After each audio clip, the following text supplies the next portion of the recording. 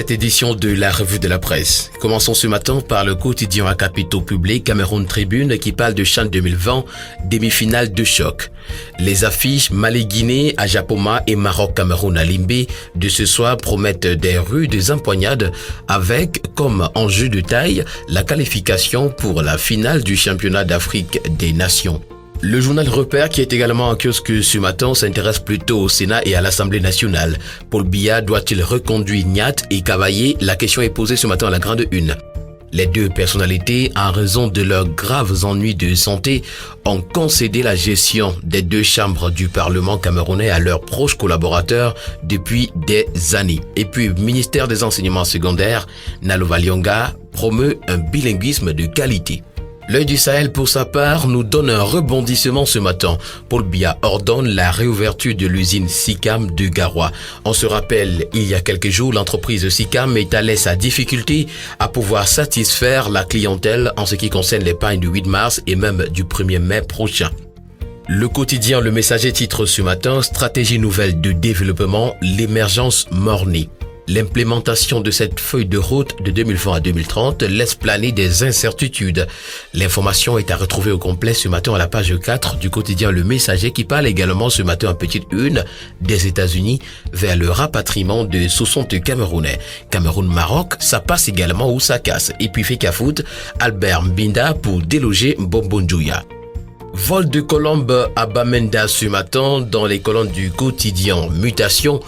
Représentant du chef de l'État samedi à la cérémonie de remise du pallium à Monseigneur Andrew Kiya par l'émissaire du pape, le secrétaire général à la présidence de la République Ferdinand Ngongo a prêché la paix au cours d'une série d'audiences. Après l'explosion d'une bombe artisanale du côté de Douala, des raids de sécurité sont multipliés dans la cité capitale économique du Cameroun, d'après la une du quotidien Émergence.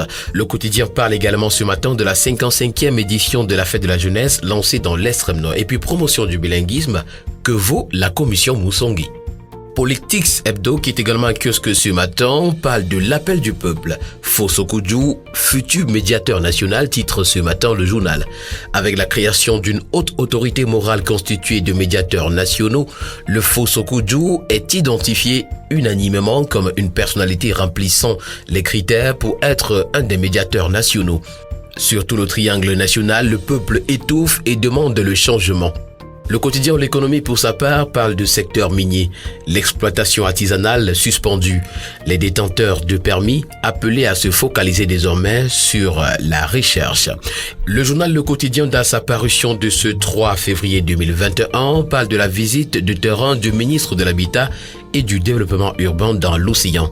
Ketia Koutès lance la mobilisation citoyenne pour la salubrité du côté de Kribi. Également, drame de Sanchou, Manaouda Malachi et Ali Mayatou sont au chevet, eux aussi, des rescapés.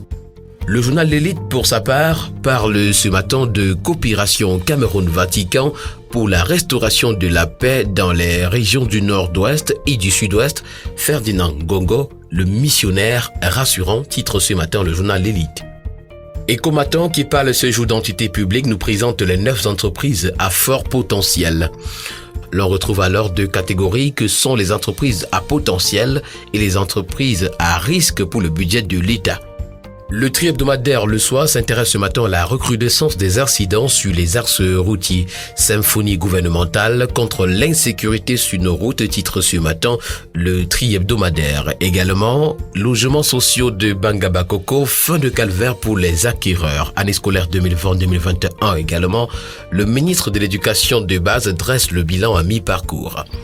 Le Témoin, qui est également un kiosque ce matin, parle de dette académique. Famendongo suit des braises, titre ce matin le journal. Un débrayage organisé par le syndicat national des enseignants du supérieur paralyse depuis la fin de la semaine dernière le fonctionnement dans les universités d'État.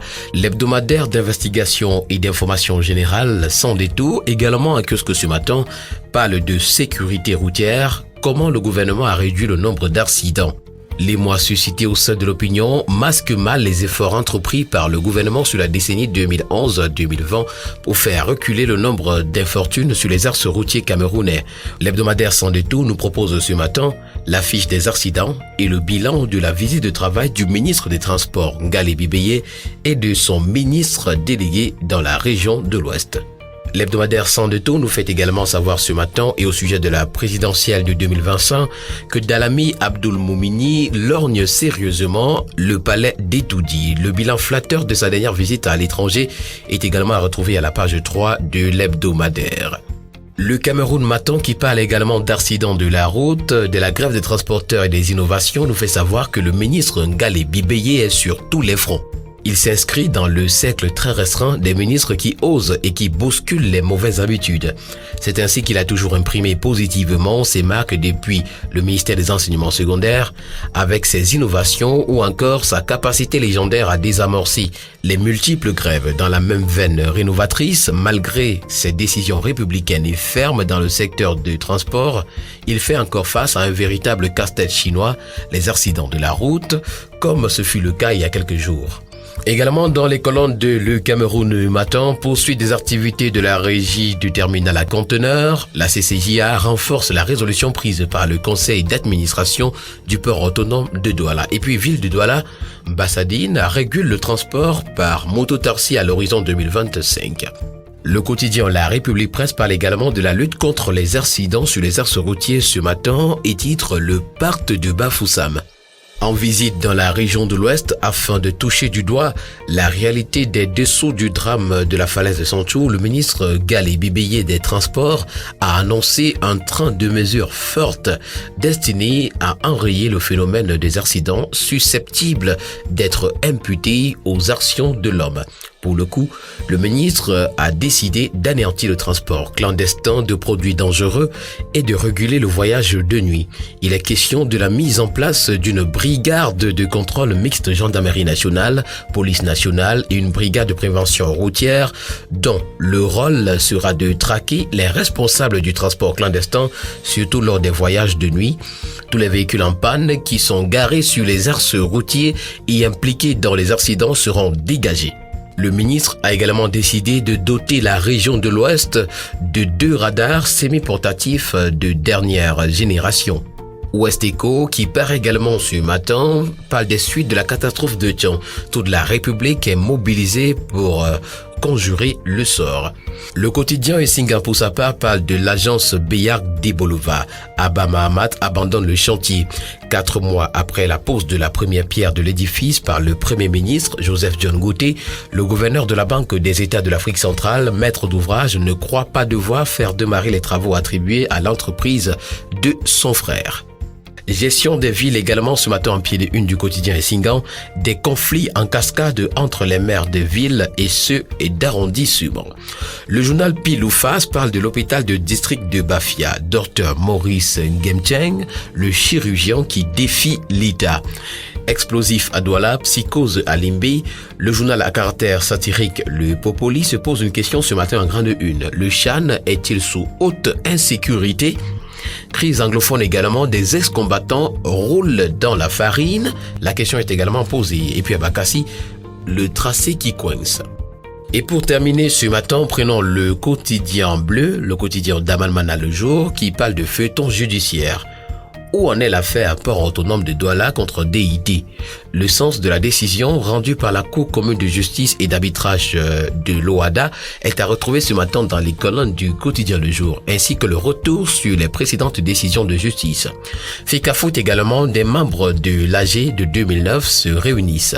Le tribunal déclare illégal et annule la rencontre qui a conduit à la mise sur pied d'un comité exécutif provisoire. Et puis en 2020, le Cameroun est à un pas de la finale. Mesdames et messieurs, c'est tout pour la revue de presse, édition de ce 3 février. Rendez-vous demain pour une nouvelle sortie. Merci et bonne journée à tous.